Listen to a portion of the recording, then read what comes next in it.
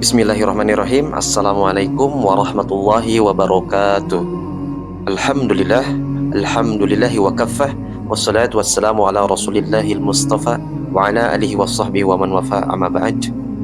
Puji dan syukur marilah kita panjatkan ke zat ilahi Rabbi, yang dimana alhamdulillah pada kesempatan yang berbahagia ini kita bisa bertatap muka walaupun lewat virtual ya.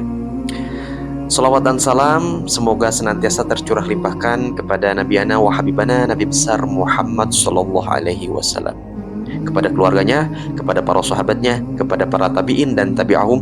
Semoga dengan salawat yang kita panjatkan itu menjadi wasilah atau jalan kita bisa bersama-sama dan bertemu dengan Rasulullah dan masuk ke dalam surganya Allah Subhanahu wa Ta'ala. Amin ya Allah ya Rabbal Alamin.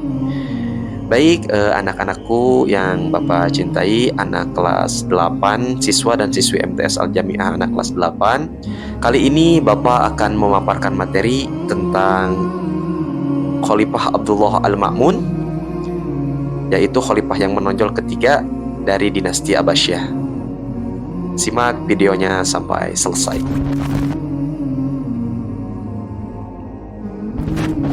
Khalifah Abdullah Al-Ma'mun dijuluki sebagai khalifah pembaharu ilmu pengetahuan, yang memiliki nama asli adalah Abdullah bin Harun Ar-Rasyid, yang lebih dikenal dengan panggilan Al-Ma'mun.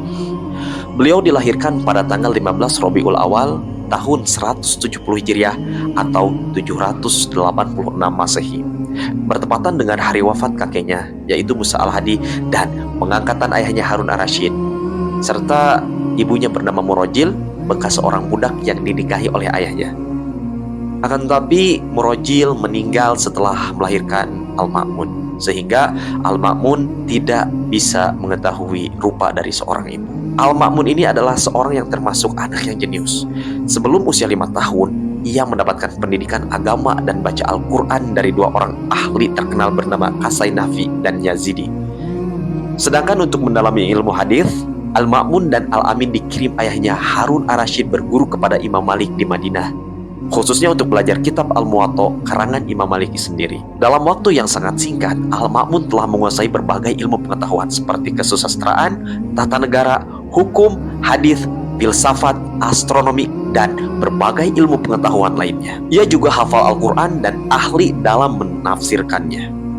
Dan setelah Khalifah Harun Ar-Rasyid meninggal, sebagaimana wasiatnya, jabatan kekhalifahan diserahkan kepada kakaknya yaitu Al-Amin, sementara beliau Al-Ma'mun mendapatkan jabatan sebagai gubernur di daerah Khurasan. Dan baru setelah Al-Amin meninggal, Al-Ma'mun menggantikannya menjadi seorang khalifah. Sebagaimana ayahnya, Al-Ma'mun adalah seorang khalifah dinasti Abbasiyah yang sangat besar dan menonjol. Ia memiliki sifat-sifat yang agung, diantaranya yaitu tekad yang sangat kuat, penuh kesabaran, menguasai berbagai ilmu, penuh ide, cerdik, berwibawa, berani, dan toleransi yang tinggi. Pada masa kekhalifahannya, dinasti Abbasiyah mengalami masa yang sangat gemilang.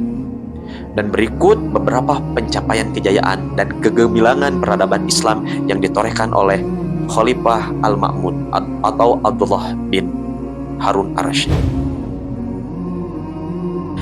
Yang pertama, prestasi yang ditorehkan oleh Al-Ma'mun yaitu bidang pertanian dan perdagangan.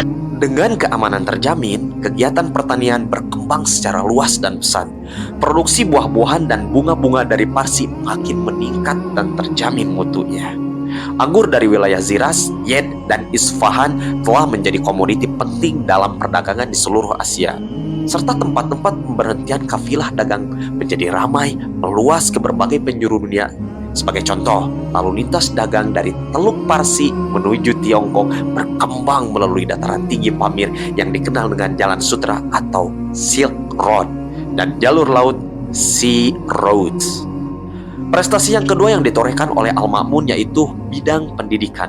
Perhatian besar terhadap pengembangan ilmu pengetahuan sebagaimana dimulai oleh Khalifah Harun Ar-Rasyid ayahnya dilanjutkan dan semakin mencapai puncaknya pada masa Al-Ma'mun. Ia mendorong dan menyediakan dana yang sangat besar untuk melakukan gerakan penerjemahan karya-karya kuno, terutama karya dari Yunani, Syria dalam bahasa Arab, seperti ilmu kedokteran, astronomi, matematika, filsafat, dan ilmu-ilmu lainnya. Para penerjemah yang termasyhur diantaranya adalah Yahya bin Al-Mansur, Kusta bin Luqa, Sabi'an bin Thabit bin Qura, dan Hunain bin Ishaq yang digelari Abu Zaid al-Ibadi. Hunain bin Ishaq adalah ilmuwan Nasrani yang menerjemahkan buku-buku Plato dan Aristoteles atas permintaan Al-Ma'mun. Selain itu, Al-Ma'mun juga mengirim utusan kepada Raja Roma Leo Armenia untuk mendapatkan karya-karya ilmiah Yunani kuno dan untuk diterjemahkan ke dalam bahasa Arab. Al-Ma'mun mengembangkan perpustakaan Bait al-Hikmah yang didirikan oleh ayahnya menjadi pusat ilmu pengetahuan. Kemudian lembaga ini berhasil melahirkan sederet ilmuwan muslim yang sangat melegenda.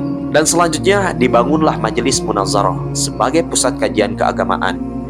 Dan pada masanya muncul ahli hadis termasyhur seperti Imam Bukhari, juga sejarawan yang terkenal yaitu Al-Waqidi.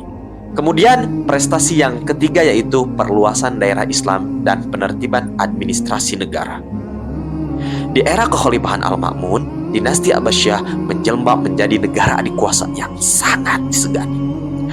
Wilayah kekuasaan dunia Islam begitu luas, mulai dari pantai Atlantik di barat hingga tembok besar Cina di timur. Dalam perluasan wilayah kekuasaannya, ada beberapa peristiwa besar yang dicapai oleh Al-Ma'mun, yang diantaranya yaitu penaklukan Pulau Kreta di Laut Tengah pada tahun 208 Hijriah atau 823 Masehi, juga penaklukan Pulau Sisili di Laut Mediterranean tahun 212 Hijriah atau 827 Masehi. Kemudian pada tahun 829 Masehi, wilayah Islam mendapat serangan dari Imperium Bizantium Romawi. Dan di penghujung tahun 214 Hijriah atau 829 Masehi, Al-Ma'mun bersama pasukan yang besar menyerang Imperium Bizantium. Dan ketika itu berhasil menduduki wilayah Kilikia dan Lydia pada tahun 832 Masehi. Hanya saja belum seluruh wilayah Bizantium ditaklukkan.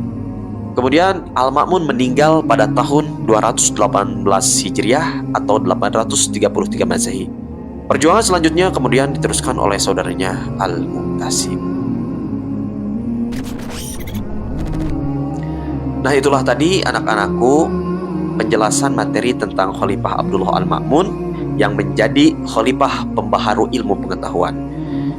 Itu saja mungkin yang bisa disampaikan oleh Bapak. Semoga ada manfaatnya, kurang lebihnya mohon maaf. Marilah kita tutup pembelajaran kali ini dengan pembacaan hamdalah bersama dan doa kafaratul majlis. Alhamdulillahirabbil alamin. Subhanakallahumma wa bihamdika asyhadu an la ilaha illa anta astaghfiruka wa atubu ilaik. Wassalamualaikum warahmatullahi wabarakatuh.